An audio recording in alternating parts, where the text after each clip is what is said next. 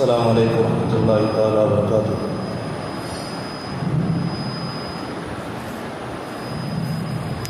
إن الحمد لله الصلاة والسلام على من ابتلى وعلى عباد الله الصالحين أما بعد فقد قال الله تعالى في كلامه الكريم الفرقان المجيد قال فأعوذ بالله من الشيطان الرجيم بسم الله الرحمن الرحيم يا أيها الذين آمنوا قوا أنفسكم وأهليكم نارا وقودها الناس والحجارة قال نبينا صلى الله عليه وسلم إن الخوف ليبعثهم الله العذاب فيسمعه الله فيرفعه الله العذاب 40 سنة في تفسير الرازي أو كما قال عليه الصلاة والسلام صدق الله مولانا العلي العظيم. எல்லா புகழும் புகழ்ச்சியும் படைத்து பரிபாலனம் செய்யக்கூடிய ரப்புல் இஸ்ஸத் வல்ல இறைவன் அல்லாஹ் ஒருவனுக்கே உரித்தாகட்டுமாக. அவனுடைய அருளும் கிருபையும் இருளக நாயகம் கண்மணி ரசூலுல்லாஹி ஸல்லல்லாஹு அலைஹி வஸல்லம் அன்னவர்களின் மீதும் அன்னவர்களின் நேரான பாதையினை பின்பற்றி வாழ்ந்து வந்த சஹாபாக்கள், தாபிஈன்கள், தபஅத் தாபிஈன்கள், சுஹதாக்கள், ஃபுகஹாக்கள், ஏனைய நல்லடியார்கள், குறிப்பாக மகத்தான ஜும்மாவுடைய தினத்தன்று அவருடைய இல்லத்திற்கு வருகை புரிந்திருக்கக்கூடிய நம் அனைவர்களின் மீதும் இறைவனுடைய நிறைவான அன்பும் கருணையும் மகஃபிரத் என்ற பெரும் மன்னிப்பு என்ற பெரும் கொடையும் என்றென்றும் நம் மீது நின்று நிலவட்டுமாக. ஆமீன்.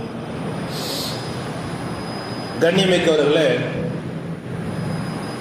அல்லாஹ் ரப்புல் ஆலமீன் இந்த சமூகத்தின் உயிர் நாடி என்று சொல்லக்கூடிய ஒன்றை பற்றி குர்ஆனிலே பேசுகிறார்.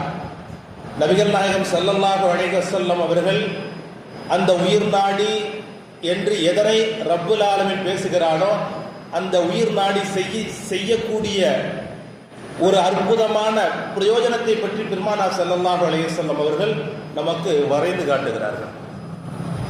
அல்லாஹு தஆலா திருமறையிலே சொல்லுகிறான், யா அய்யுஹல்லதீன ஆமனு, ஈமான் கொண்டவர்களே,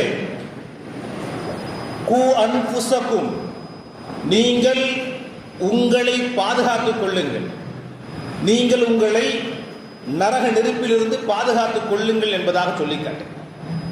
வாஹிலைக்கும் நாரன், உங்களுடைய குடும்பத்தார்களையும் அந்த நரகத்தினுடைய நெருப்பிலிருந்து நரகத்திலே நெருங்காமல் நரகத்தை விட்டும் நீங்கள் பாதுகாத்துக் கொள்ளுங்கள், நீங்களும் உங்களுடைய குடும்பத்தார்கள் என்பதாக விவரிக்கிறார்.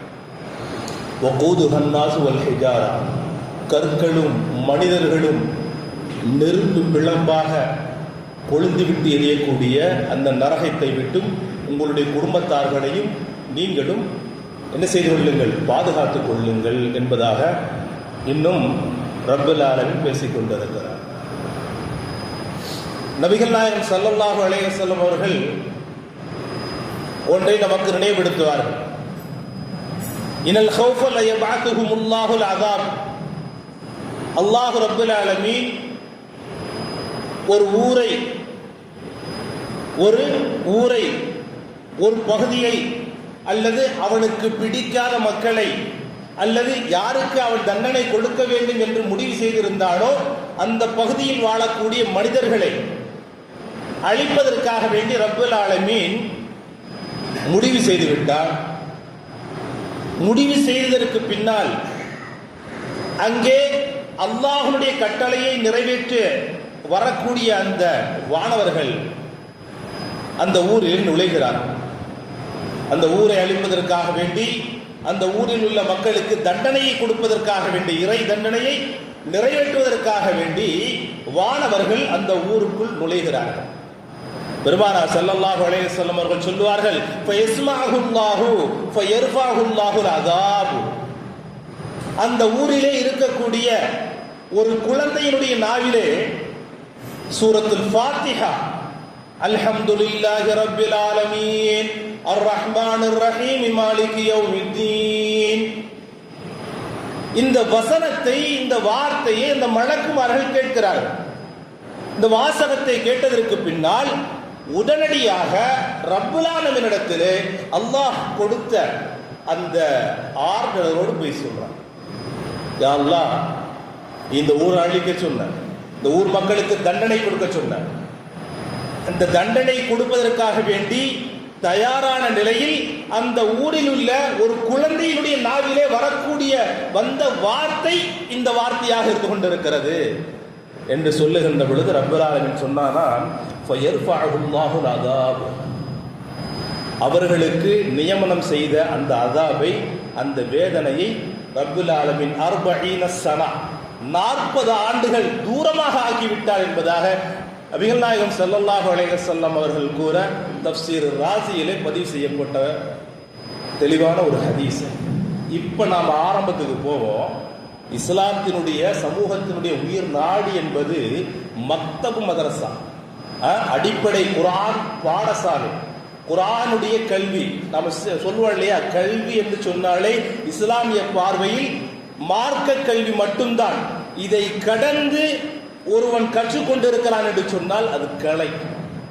அது கலை. அவர் இன்ஜினியரா இருக்கலாம், டாக்டரா இருக்கலாம், யாரா வேண்டுமானாலும் இருந்து போடலாம். அது அத்தனையும் இந்த உலகத்திற்கு வாழ்வதற்காக வேண்டி உண்டான கலையை தவிர கல்வி என்பது குர்ஆனுடைய கல்வி மட்டும்தான், ஷரியத்துடைய கல்வி மட்டும்தான். அதனை தான் பெருமானார் ஸல்லல்லாஹு அலைஹி வஸல்லம் அவர்கள் உயிர் நாடி என்பதாக சொன்னார்கள். அல்லாஹ் ரப்பல் ஆலமீன் அந்த குர்ஆனுடைய கல்வியை கொண்டுதான் என்ன செய்ய முடியும்? ஈமானை வளர்த்துக் கொள்ள முடியும், நம்பிக்கையை வளர்த்துக் கொள்ள முடியும், ஆகிரத்துக்காக வேண்டி தன்னையும் தன்னுடைய குடும்பத்தாரையும் தயார் நிலையாக ஆக்கிக் கொள்ள முடியும் என்பதாக குர்ஆன் என்ன செய்யுது? நமக்கு விவரம் சொல்லுகிறது. சஹாபாக்கள் எல்லாம் சொல்லுவார்கள், பெருமானார் ஸல்லல்லாஹு அலைஹி வஸல்லம் அவர்கள் குழந்தைகளுக்கு என்ன செய்வாங்களாம்? ஒரு 7 வயசு 8 வயசு குழந்தைகள், சஹாபாக்களுடைய குழந்தைகளை யாராச்சும் பார்த்துட்டாங்கன்னா நபிகள் நாயகம் ஸல்லல்லாஹு அலைஹி வஸல்லம் அவர்கள் அந்த குழந்தையை கூப்பிட்டு என்ன செய்வாங்களாம்? ஒரு ஆயத்தை 7 தடவை சொல்லி காட்டுவாங்க. ஒரு வசனத்தை 7 தடவை என்ன செய்வாங்க?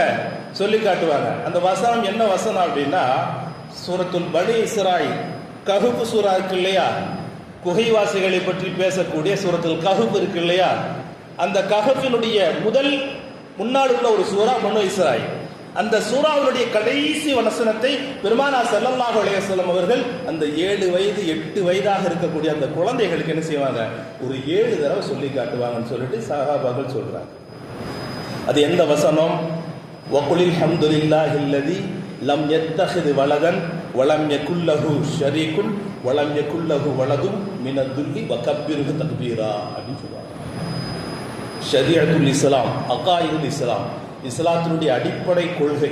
அடிப்படை கொள்கை என்பது இஸ்லாத்தினுடைய அடிப்படை கொள்கையை ஒரு நிறைவாக சுருக்கமாகவும் விளங்கிக் கொள்ளக்கூடிய ஒரு வசனத்தை பெருமானார் ஸல்லல்லாஹு அலைஹி வஸல்லம் செய்வாங்களா? ஒரு 7 வயசு 8 வயசு குழந்தைகளை பார்த்தாங்கன்னா அந்த வசனத்தை ஒரு 7 தடவை சொல்லுவாங்களா, சொல்லிட்டு அது விளக்கம் தருவாங்க பெருமானார் ஸல்லல்லாஹு அலைஹி வஸல்லம் என்பவர்கள். வகுல் ஹம்துலில்லாஹில்லதி, நீங்க அல்லாஹ்வை புகழுங்க, லம் யத்தஹிது வலதன், அவனுக்கு என்ன கிடையாது? எந்த குழந்தையோ கிடையாது, அவன் யாராலும் என்ன செய்யப்படல, பிறக்கப்படவும் இல்லை. வலம் யகுல் லஹு ஷரீகுன், அவனுக்கு எந்த இணையும் கிடையாது. ரப்புனா ரப்பு மட்டும்தான். அல்லாஹ் என்று சொன்னால் அவன் மட்டும்தான் ரப்பு, அவனுக்கு எந்த இணையோ எந்த துணையோ கிடையாது. மினதுல்லி வகப்பிருஹு தக்பீரா, அதனால் நீங்கள் அல்லாஹ் எப்பொழுதும் உயர்தரமாக தஸ்பீஹ் செய்து கொண்டே இருங்கள்.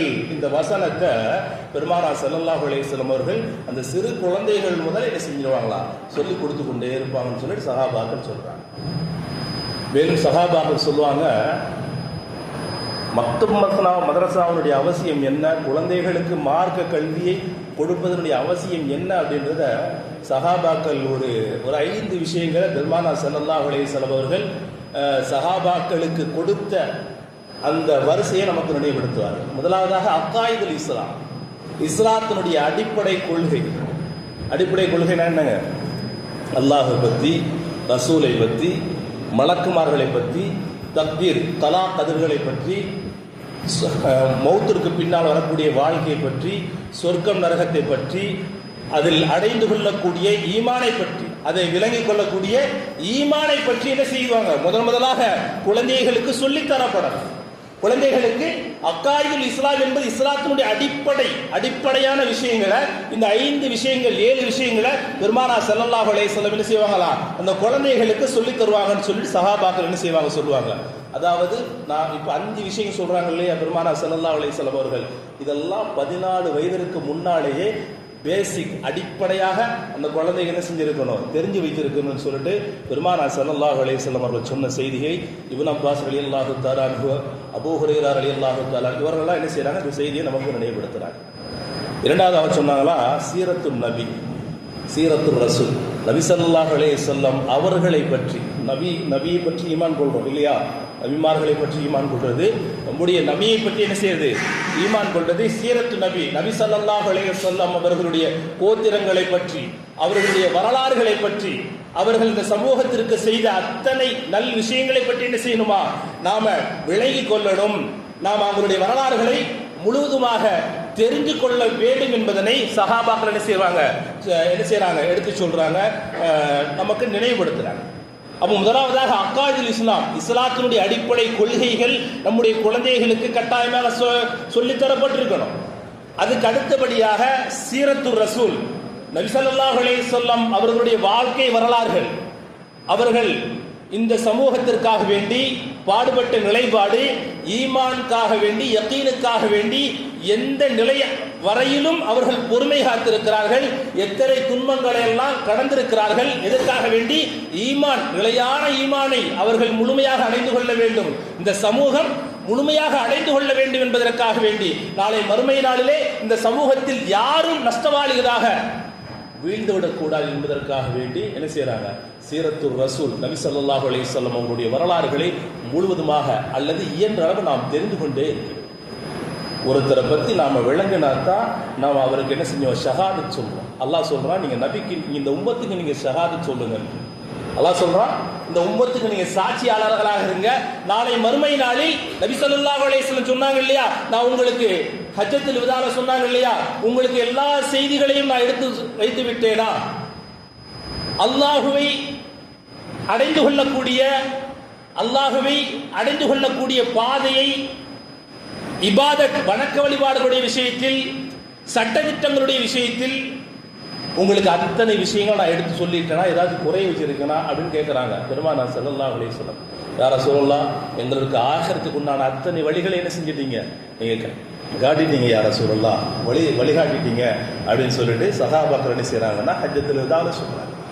அப்போ அப்பேற்பட்ட நபி ஸல்லல்லாஹு அலைஹி வஸல்லம் அவர்களுடைய இந்த அவங்களுடைய வரலாறுகளை கட்டாயமாக என்ன செய்யணுமா, அக்கீதா அடிப்படை பேசிக்கான விஷயம். 14 வயதுக்குண்டாக வயதுக்கு வருவதற்கு முன்னாலே அக்காயிதுல் இஸ்லாம் அடிப்படை விஷயங்களை என்ன செய்யணும், அந்த குழந்தைகளுக்கு கற்றுக் கொடுக்கணும். அதுக்கு அவசியம் என்ன, மக்தப் மதரசா, வேற எங்க என்ன செய்ய முடியாது, உலகத்துல மதரசாக்கள் அல்லாமல் எங்கேயும் என்ன செஞ்சிட முடியாது, அதை முழுவதுமாக கற்றுக்கொள்ள முடியாது என்பதனை மார்க்க அறிஞர்கள் நமக்கு என்ன செய்யறாங்கன்னா நினைவுபடுத்துறாங்க. மூணாவதா சொல்றாங்க திலாவத்துல் குர்ஆன், குர்ஆனை முழுவதுமாக படித்திருத்தல். 14 வயசுக்குள்ளாக என்ன செய்யணும், குர்ஆனை முழுவதுமாக படித்திருக்கணும். இன்னைக்கு நாம நமக்குள்ள நாம கேட்டிருக்கோம், நமக்கு எத்தனை பேருக்கு குர்ஆன் ஓத தெரியும். ஆனா நமக்கு எல்லாருக்குமே நமக்கு பெற்றவங்க என்ன செஞ்சிட்டாங்க, கலிமா சொல்லி பேர் வச்சுட்டாங்க. ஆனா அல்லாஹ் ரசூலும் முடிவு செஞ்ச ஒரு விஷயம் என்ன அப்படின்னா, வயது வந்த ஒவ்வொரு ஆண்களும் ஒவ்வொரு பெண்களும் கட்டாயமா என்ன செஞ்சிருக்கணும், குர்ஆனை படித்திருக்கணும் அப்படின்னு சொல்லிட்டு அல்லாஹ் ரசூல் நமக்கு நினைவுபடுத்துறாங்க. அப்ப அந்த 14 வயதிற்குள்ளாகவே என்ன செஞ்சிருக்கணும், திலாவத்துல் குர்ஆன், குர்ஆனை சரளமாக ஓத தெரிஞ்சிருக்கணும், குர்ஆனை சரளமாக படிக்க தெரிஞ்சிருக்கணும். அதனை விளக்குவதற்கு, அதை தமிழாக்கம், அதை புரிந்து கொள்வதற்கு உண்டான மொழியிலே, அது எந்த மொழி நமக்கு தெரியுமோ அந்த மொழியிலே புரிந்து கொள்வதற்கு உண்டான நிலைப்பாட்டை நாம் கட்டாயமாக கையில் எடுத்திருக்கணும். அதனை சஹாபாக்கள் பேசுறாங்க. இந்த தர்பியத்தை பெருமானார் ஸல்லல்லாஹு அலைஹி வஸல்லம் அவர்கள் எங்களுக்கு சொன்னார்கள். அதே போன்று 4வதாக ஒரு செய்தியை சொன்னாங்க, அத்துஆ அப்படின்னு சொன்னாங்க. குழந்தைகளுக்கு துஆவினுடைய அழுத்தத்தையும் துஆவினுடைய அவசியத்தையும் பெருமானார் ஸல்லல்லாஹு அலைஹி வஸல்லம் செய்றாங்க, அந்த குழந்தைகளுக்கு சொல்லி காட்டணும். எந்த நிலையிலும் அல்லாஹ்விடத்துல தான் கேட்கணும். சஹாபாக்கள் இந்த சின்ன குழந்தைகளை பார்த்து சொல்லுவாங்களாம், நீங்க எதுக்கு என்ன தேவை அப்படின்னாலும் நீ அல்லாஹ்ட்ட தான் கேட்கணும். என்ன தேவை இருந்தாலும் நீ அல்லாஹ்ட்ட தான் கேட்கணும். அந்த விஷயத்தை ஆழமா குழந்தைகளுக்கு நீங்க சொல்லிக்கிட்டே இருங்க அப்படின்னு சொல்லுவாங்க. அதே போன்று அதாவது ஒரு விஷயத்தை உறுதியாக இருக்கணும், ஒரு விஷயத்தை உறுதியாக நம்பணும், உறுதியாக இருக்கணும், ஆழமாக முயற்சி செஞ்சு கொண்டே இருக்கணும். கடைசி அவ்வளவுதான் புள்ளி ஸ்டாப். அதற்கு அடுத்தபடியாக இந்த விஷயத்தை தன்னால மட்டும்தான் முடியணும், தன்னால மட்டும்தான் முடிக்க முடியுமோ அல்லது தெரிஞ்சிருக்க முடியுமோ அந்த நிலைக்கு நீங்க நெசிச்சிடக்கூடாது, நீ போயிடக்கூடாது. கடைசி வரைக்கும் அல்லாஹ்ட்ட தான் கேட்கணும், அதுக்காக வேண்டிய துவா செய்யணும், அதுக்காக வேண்டிய நீங்க முயற்சி பண்ணணும். ஆனால் தன்னால மட்டும்தான் நெசிய முடியும், கடக்க முடியும், அந்த நிலைக்கு நெசிடக்கூடாது, நீங்க போகக்கூடாதுன்னு சொல்லிட்டு பெருமானார் ஸல்லல்லாஹு அலைஹி வஸல்லம் அவர்கள் அந்த குழந்தைகளுக்கு நீங்க கற்றுக் கொடுங்கள் என்பதாக கற்றும் கொடுத்திருக்கிறார்கள், கற்றுக் கொடுக்க சொல்லியும் சொல்லியிருக்கிறார்கள். அதே போன்று பெருமானார் ஸல்லல்லாஹு அலைஹி வஸல்லம் அவர்கள் அந்த வயதுக்கு அந்த மக்துபனுடைய நிலைப்பாடுகளை பாலிகாக ஆவதற்கு முன்னாலேயே அதாபுல் இஸ்லாம் என்று சொல்லக்கூடிய இஸ்லாத்தினுடைய ஒவ்வொரு அதபுகளையும் பெற்றவர்கள்ட்ட, அதாவது பெற்றோர்கள்ட்ட எப்படி நடக்கணும், ஆசிரியர்கள்ட்ட எப்படி நடக்கணும், அண்டை வீட்டார்கள்ட்ட எப்படி நடக்கணும், உறவினர்கள்ட்ட எப்படி நடக்கணும், பெரியவங்களுக்கு எப்படி மரியாதை செலுத்தணும், சின்ன குழந்தைகள் மேலே எப்படி மரியாதை செலுத்தணும், இப்படி அதாபுல் இஸ்லாம் என்று சொல்லக்கூடிய இஸ்லாத்தினுடைய அத்தனை ஒழுக்கங்கள் பற்றி அந்த 14 வயதிற்கு உள்ளாகவே என்ன செய்ய அந்த குழந்தைகளுக்கு என்ன செஞ்சிருக்கணுமா, கற்றுக் கொடுக்கப்பட்டிருக்கணும்னு சொல்லிட்டு சஹாபாக்கள் என்ன செய்யறாங்க, இந்த அந்த விஷயத்தை எங்களுக்கு பெருமானார் ஸல்லல்லாஹு அலைஹி வஸல்லம் அவர்கள் செஞ்சாங்க, நினைவுபடுத்துறாங்கன்னு சொல்லிட்டு சஹாபாக்கள் நமக்கு நினைவுபடுத்துறாங்க. இப்போ என்ன நம்ம பார்க்குறோம் இந்த உலகத்தில், இந்த ஒவ்வொரு பெரும்பாலும் மதரசாக்களுடைய நிலைப்பாடு ஆக கம்மியாக போயிருச்சு. ஆனால் பெருமானார் ஸல்லல்லாஹு அலைஹி சொல்கிறாங்க, மக்தும் மாசனா மதரசாவுடைய நிலைப்பாடு என்ன, ஒரு சூரத்துல் ஃபாத்திஹா, அல்ஹம்து சூரா, இந்த சூராவின் மூலமாக அந்த சூராவினுடைய ஒரு குழந்தையினுடைய நாவிலே வெளிவந்ததன் மூலமாக அல்லாஹ் ரப்பல் ஆலமீன் அந்த ஊருக்கு தரவிருந்த அந்த தண்டனையை 40 ஆண்டு காலம் என்ன செய்யறான், ஓரமாக என்ன செய்ய தூரமாக ஆகிவிட்டார் என்று சொன்னால், அப்ப அந்த குர்ஆனுடைய பாடசாலைக்கு குர்ஆனை கற்றுக்கொள்வதற்கும் அதனை கற்றுக் கொடுப்பதற்கும் எவ்வளவு நாம அவசியம், எவ்வளவு அதில் கவனமாக இருக்க வேண்டும் என்பதனை பெருமானார் ஸல்லல்லாஹு அலைஹி வஸல்லம் அவர்கள் நமக்கு நினைவுபடுத்துவார்கள். ஏனென்று சொன்னால் எல்லாவற்றுக்குமே இந்த உலகத்தில் என்ன செய்யலாம், எல்லா படிப்புகளும் எல்லா உயர்தரமான படிப்புகளை படிக்கலாம். ஆனா இது அத்தனையும் மார்க்கம் எப்படி பார்க்குது, அதெல்லாம் கலை, உலகத்திற்கு வாழ்வதற்கு உண்டான கலை. ஆனால் கல்வி என்பது மார்க்க கல்வி மட்டும்தான், குர்ஆனுடைய கல்வி மட்டும்தான் மார்க்க கல்வி. இது மட்டும்தான் நமக்கு கபரிலும் ஆகிரத்திலும் முடிவாக என்ன செய்யுமா, ஆகிரத்தை முடிவு செய்வது, கபருடைய வாழ்க்கையை முடிவு செய்வது, இது அத்தனையும் குர்ஆனுடைய கல்வியாக மட்டும்தான் இருக்கும் என்பதிலே பெருமானார் ஸல்லல்லாஹு அலைஹி வஸல்லம் அவர்கள் அழுத்தம் திருத்தமாக நமக்கு நினைவுபடுத்துவார்கள். நிறைய வரலாறுகள் இருக்கு. குர்ஆனை மார்க்க கல்வியை கற்று தன்னுடைய குழந்தைகளுக்கு கற்றுக் கொடுத்த எத்தனையோ வரலாறுகள் இருக்கு. சுருக்கமாக ஒரு வரலாறை நினைவுபடுத்துவோம். உமர் இப்னு அப்துல் அஜீஸ் அவங்களுக்கு 11 குழந்தைங்க, அவருடைய மச்சான் ஹிஷாம் அப்படின்றவங்க, அவங்களுக்கும் அதே 11 குழந்தைங்க, வரலாற்றில் எழுதுவாங்க. அல்லது இந்த பேரை நினைவுபடுத்திட்டு நீங்கள் கூட என்ன செய்யலாம், அவங்களுடைய வரலாறுகளை நினைவுபடுத்தி பார்க்கலாம். எதுக்காக வேண்டி ஞாபகப்படுத்துறோம்னா, அல்லாஹ் ரசூலும் அந்த குர்ஆனுடைய பாடம், குர்ஆனுடைய தொடர்பு, அது எவ்வளவு ஒரு அடியானுக்கு, ஒரு குழந்தைகளுக்கு எவ்வளவு அவசியம், அதன் மூலமாக அவனுடைய வாழ்க்கையினுடைய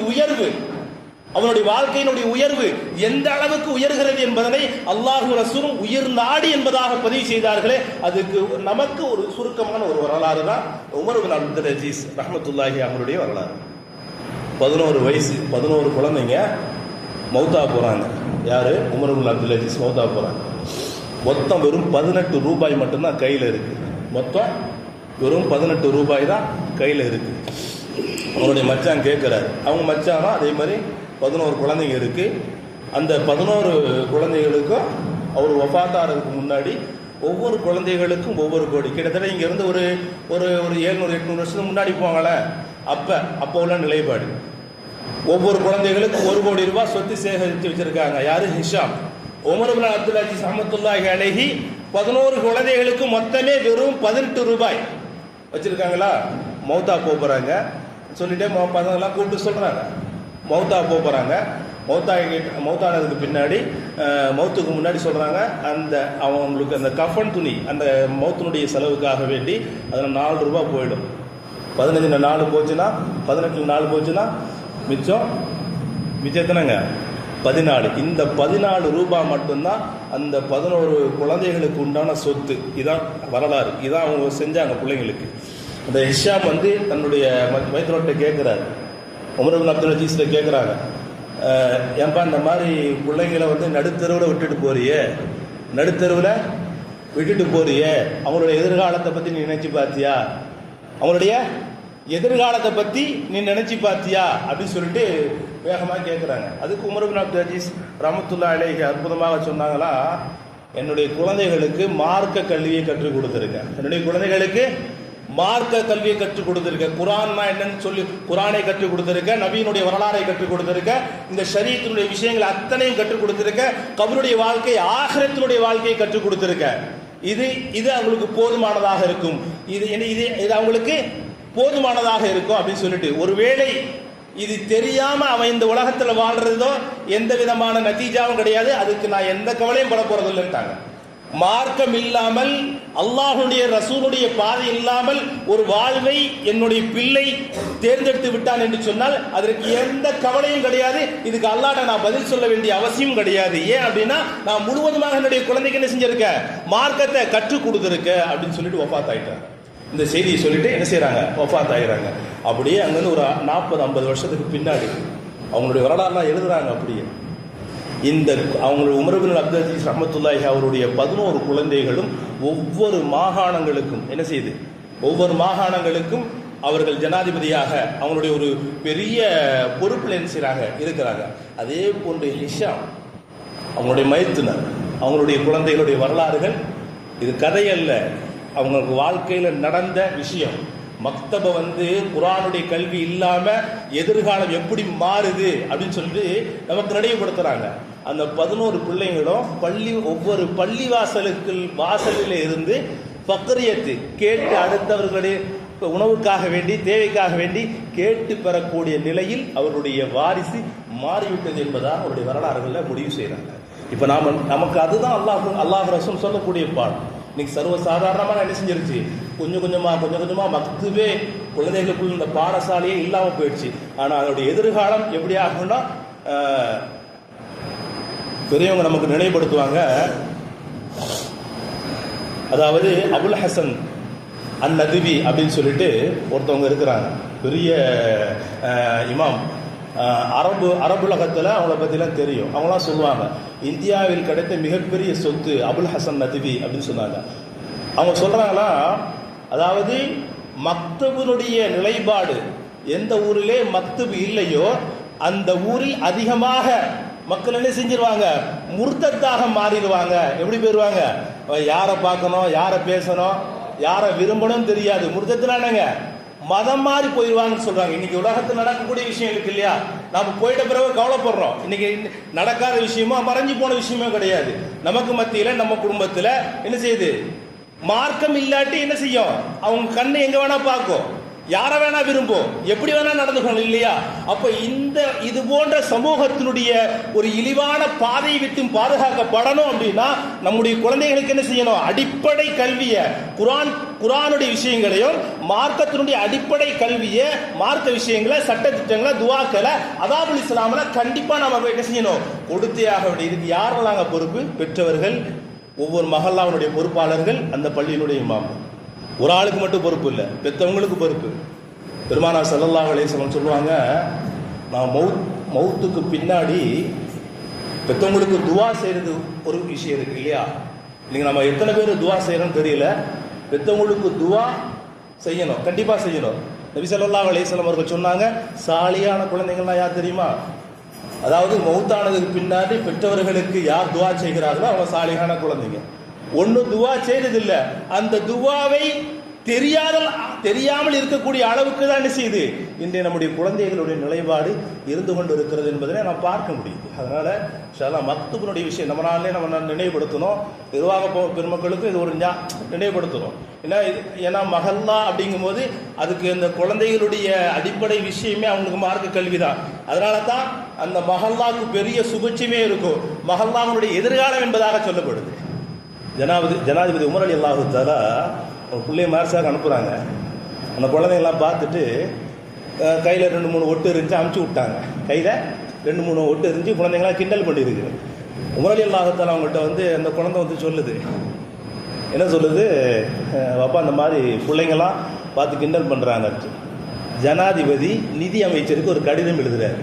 என்ன குழந்தைக்கு இந்த மாதிரி ட்ரெஸ்ஸாக இருக்குது, புதுசாக ட்ரெஸ் வேணும், ஒரு 3 ரூபா கடன் கொடுங்க. யாருக்கு?